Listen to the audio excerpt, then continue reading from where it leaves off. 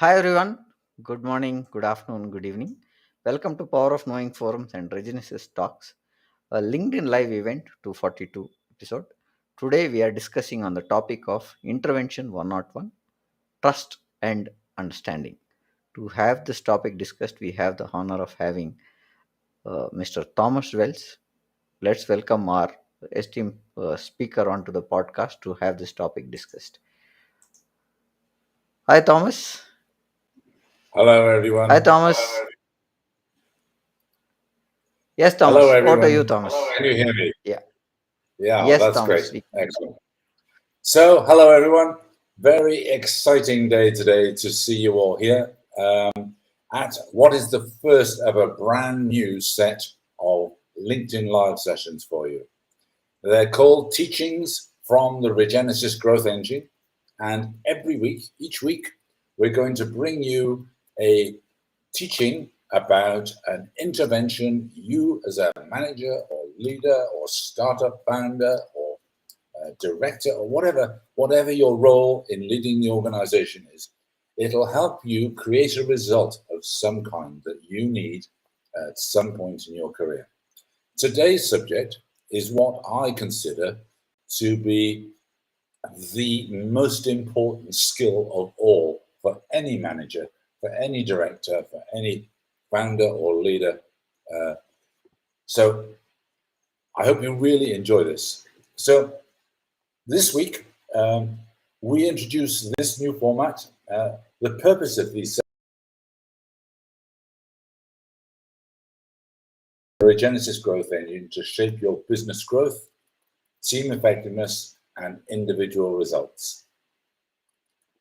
So every Wednesday, except the first of each month, and then we deliver a different session, which I'll tell you about in a moment. We deliver a practical intervention in 30 minutes. And it's live, it's free, and it's actionable straight away. And the format of the session is I'm going to give you the tool, I'm going to talk you through each step of the tool. Then I'm going to give you at least one anecdote of where it's been used very successfully, so you can get some idea of the application and the use cases for this particular tool. On the first Wednesday of each month, we'd also like to invite just a few of you, perhaps more senior executives, to a private interactive Zoom session for just 10 senior executives. This is held on the first Wednesday of each month. Same time, it's 6:30, but it's for a full 1 hour.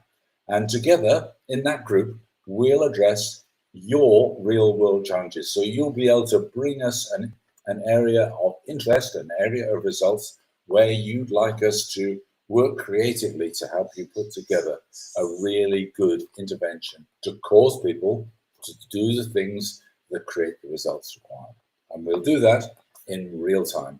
And of course, we'll get to know you as individuals as well. So I'm sure you'll gradually build a stronger relationship with all of us on the Regenesis team. So I would suggest in this new phase, there's 3 important links you need to join us. First of all, there's a newsletter where we publish just a short form version of the interventions. And it's free, and you'd be crazy not to sign up for it. And it's very simply, it's regenesisworks.com/TII.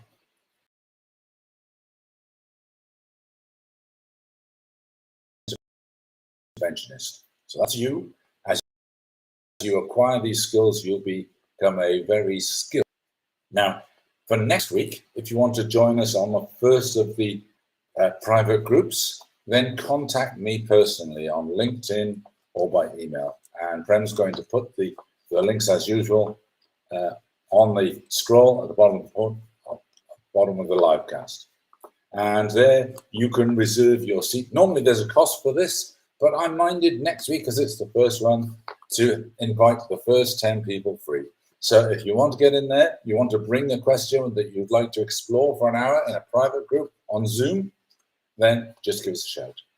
Normally, the cost of that would be either $60 or £50 or 5,000 rupees. But for those first 10 next week, well, if you get hold of me soon enough, who knows, I might invite you for free. it'd be fun to do that anyway. But normally that will be on regenesisworks.com, same as before, /TIH. And the other one was TII, this one's TIH. Okay, so let's get into now the subject. And today's subject is what I call 101. It's like the home room for all skillfulness of individuals. And this is the ability to create rapport.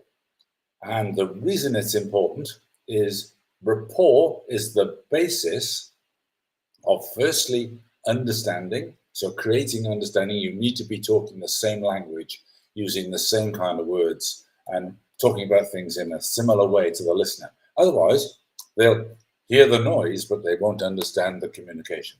So it creates understanding. And the second thing that happens here is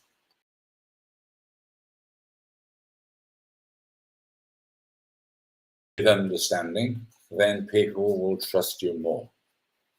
Now, we're taught, perhaps inappropriately, that rapport, like getting on with other people, is simply a feature of personal, interpersonal skills.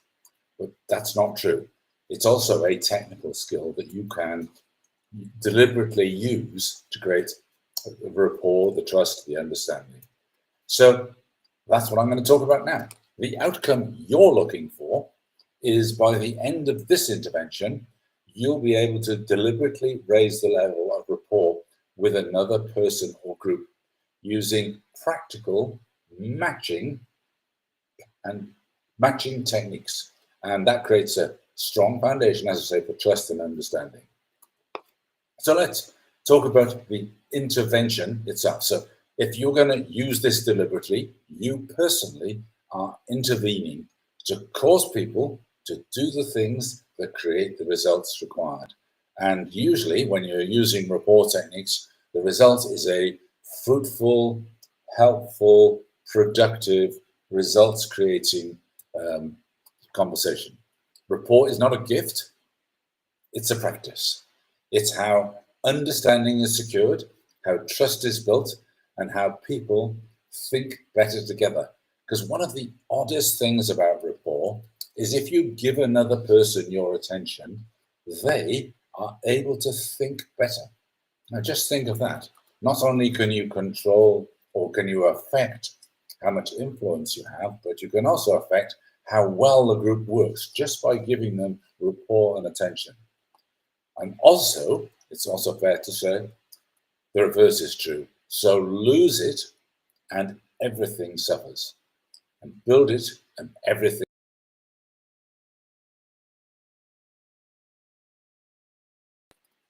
It is the overriding priority. You must establish it in any situation that I've ever managed or been in. Rapport is essential if the situation is to work well. So the method is basically around two words: match and pace. So let's talk about what you match. Well, first of all, it's good to observe and listen to the other person. Read all about them, and we'll talk about this in some of the examples in a moment. And then subtly and respectfully match the way they're speaking, maybe other aspects of their behavior, which we'll talk about. So number one thing to match is language. Obviously, you've got to be in the same linguistic set, the same literal language, otherwise people cannot understand. So, but within a language, within any language, there are also three big chunks of words that people use. There's visual words, like I see, I have a view. There's all sorts of visual words. There's auditory words. They might like the tone of what you're saying, or they might like the sound of it, or they might like to hear what you have to say. And there's also kinesthetic words, which are feelings words. And they might like to feel, or they get a sense of what you mean. Or so they'll use words that kind of fit into these three broad categories. So that's the first thing, is to match the kind of language, match the kind of words. And when you get into specialist areas, people will often have jargon. that is peculiar to their particular specialty. So unless you understand those words and they understand your words, well, again, communication can't take place. There's many.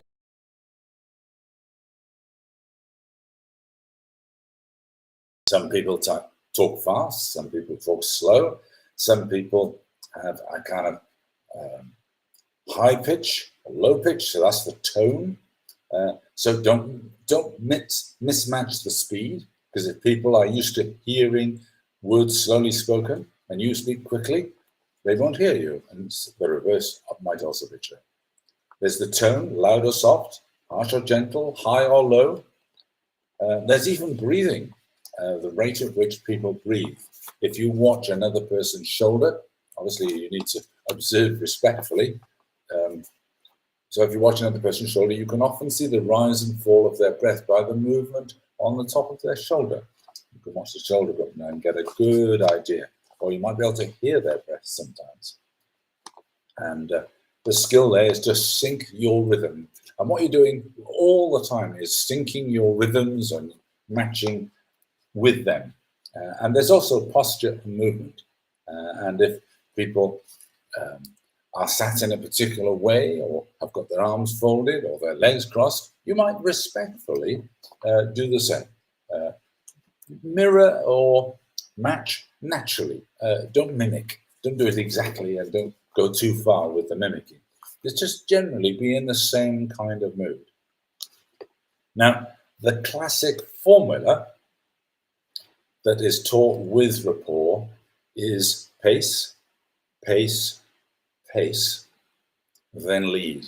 And I'll give you an example in the anecdote that's to follow of where that was used to great effect in a negotiation. So why it works? Well, people feel safer and more open with someone who feels familiar, who feels the same. So matching signals alignment.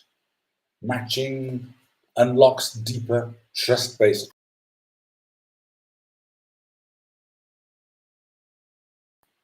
Now, without rapport, communication becomes inefficient, can become combative or confusing. With rapport, trust grows, understanding flows, and people think better. So very, very powerful reasons to use rapport tools. Now you can wrap in some other things here, like principled versus unprincipled communication. So principled communication is open, honest, truthful, and issue-focused. Whereas perhaps unprincipled communication might have an element of manipulation, blame, or power plays. Whereas rapport enables principled interaction, shaping behavior with integrity. In other words, giving people choice to do the right thing rather than forcing them to do the right thing. And they get to choose to do the right thing because you've given them the right information. And we'll be touching on those subjects in later sessions like these. So in terms of time to make a difference in a situation, if you haven't got rapport, 5 to 15 minutes typically is all it requires of matching, being polite and ready for the conversation. And it makes it much more possible then to go on and have a productive conversation about what really matters in the moment. So deliberately focusing can sometimes transform a conversation. So deliberately focusing on rapport in advance can deliberately make a difference. Now, the best book that I know of on this subject, and I'm going to recommend this to you, is a book by a person. Unfortunately, she's passed away now. She's died now, 1993. But she was the most brilliant in the world, and her name was Jeannie, G-E-N-I-E, Z Laborde, L-A-B-O-R-D. There's an E on the end, L-A-B-O-R-D-E. And the book was called Influencing with Integrity. So the book was called Influencing with Integrity. So I would highly commend that book. I've given hundreds of copies of that book to managers over the years of my management consulting practice. So let's move it on a little bit now and talk about a couple of stories. And one of them is actually from Jeannie Z. Laborde's book. And what she describes in the book is basically a situation where she's called in as a consultant to help with a negotiation that's gone badly wrong. People are very upset and very angry, and they're in way different positions. And it's because one of the negotiators has become very, very stressed. So what she did was she went along and she sat in the room. She didn't say anything for the whole of the session. And she sat there and she just looked at the shoulder of the antagonist, the person that was stressed in the negotiation. And she noticed his breathing was rapid and panicked and stressful. So she just matched it at that pace. So she matched her breathing to his, she matched his body language and the kind of rhythms that he was exhibiting whilst he was speaking. And that's all she did. And then gradually, when she got in the same state as he was, in other words, a somewhat stressed, breathless state, she then began, once she was sure they were locked together and the breathing was matched, she then began to calm herself and think internally calming thoughts, and gradually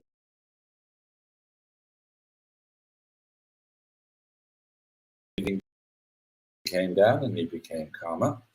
He started to think better, and he started to be more creative and was instrumental, really. So Jeannie Z. Laborde changed the path of that negotiation by calming one of the negotiators down, and they made a great deal, and the whole thing was settled very quickly. So that's anecdote one. Now, the second anecdote, which I think is equally important, was a person who was going for an interview. Now, this is something any of you that go for an interview can do. What actually happened there is this person was aware of rapport and knew in the interview they could give themselves an edge with integrity simply by communicating better with the interviewing chief exec than the other 4 or 5 candidates who were there. And so what the person did was to, before even speaking or even inquiring about the job, they read everything they could that the chief exec had written. They listened to everything that the chief exec had said and tried to analyze the words that were being used to try and find out what the chief exec's primary representational system was. In other words, a representational system, so represent, is the way they represent the world to themselves in words. And what they could hear and see in writing was that his preference was for visual words primarily, and secondarily for feelings words. So that was a really great tool, so that when this person went for the first conversation, even before the interview, they asked very visual kinesthetic questions that the chief exec, what do you see as the future vision for your organization? Those kinds of questions. And what do you feel will be the difference that will make to your customers and your clients? And the chief exec elaborated and responded to that enthusiastically. And then the person said, I'd love to come and find out more about the job that you've got there. Is it possible I can apply to attend for interview? And the chief exec said yes. And of course, because they'd had the conversation in advance and had rapport, it was an easy ask, and they easily got a place at interview. Now, obviously, in the interview, you're there about to start the day. Well, you can ask a similar sort of question again, and what the interviewee did was to build rapport. They were sitting in the room. They noticed that this particular chief exec, when they were face to face, has a particular rhythm, and he tended to tap his pen at a certain, not loud, but just tended to move the pen as he was speaking, almost like a baton, like a conductor would use. And what they did was to tap their foot in the same rhythm, at the same tempo as the motion of his pen. And that just built an extra subliminal subliminal layer of rapport that was useful as interview. And they used all the insights they had about the way his language was structured, so that when it came to the presentation element, the presentation was structured in visual kinesthetic. When it came to answering questions, they knew exactly how to respond, to give information in a way that as chief executive would find easy to understand and easy to appreciate. And so the story went on, and needless to say, that individual got the job. And there was another candidate in the room, they told me, who was better than them. But because of the way they communicated so skillfully, they were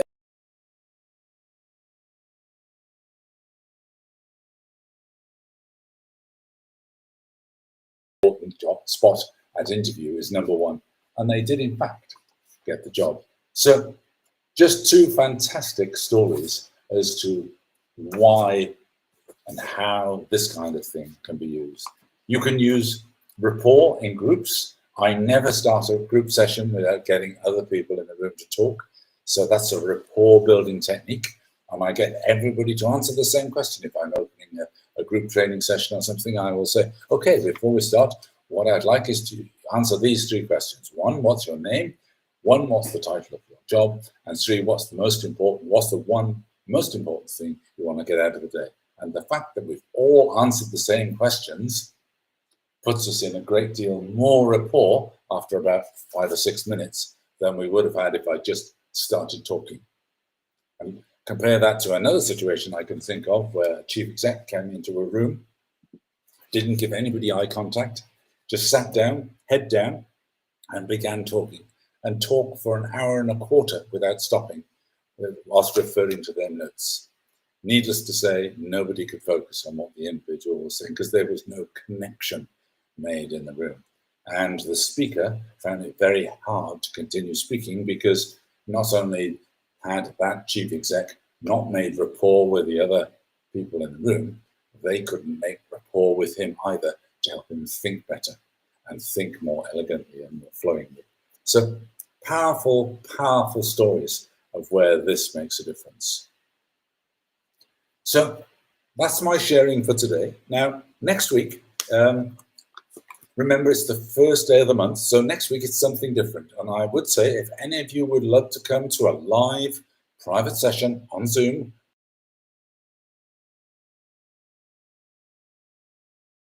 where we'll work on what you're interested in interventions about, then please contact me on LinkedIn, and you'll find me Thomas Welsh, the Thomas Welsh on LinkedIn, and that should find me. And just drop me a note, drop me a message, and I'll get back to you and I'll give you the link to book it. And like I say, the first 10 people, I'm quite minded to let you come for free next week, just so we can have an enjoyable inaugural session. Now, timing. So for me, it's 2 p.m. For America, it's 9 a.m. EST. And for India, it's 6:30 p.m. IST. So we can have quite a mix of players there if we want. I'm going to limit next week's session to just 10 people. So as I say, contact me on LinkedIn to do that. I would also suggest that you begin receiving the newsletter. And as I said earlier, the link for that is regenesisworks.com/TII. And later, if you want into the hothouse, the intervention hothouse, which is the live session on the first Wednesday of the month, that's the same, regenesisworks.com/TIH. So if you fancy that, come on down. And if you fancy it for free on the first week, well, come on down. So that's about all the material I wanted to communicate with you today. The next live session like this, we may well do a session, we might put a recording up for you next week in case you're expecting one, so we may well do that. But the next live session that we'll be doing here is 14th of May, and we'll be talking intervention number 1. So 101 is, if you like, the ground intervention that we've had today, rapport.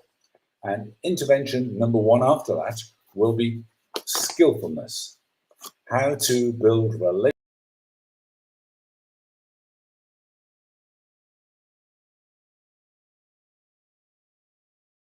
Kumar. Yeah, we're looking forward to doing that too. So that's it from me today. I don't think there's anything more I can add. Don't forget to subscribe to the newsletter. Join us each Wednesday and book your place in the hothouse if you fancy that. And let's make trust, understanding, and effective interventions the norm, not the exception. So see you next week. Have a great week, and thank you very much for listening. See you soon. Bye for now.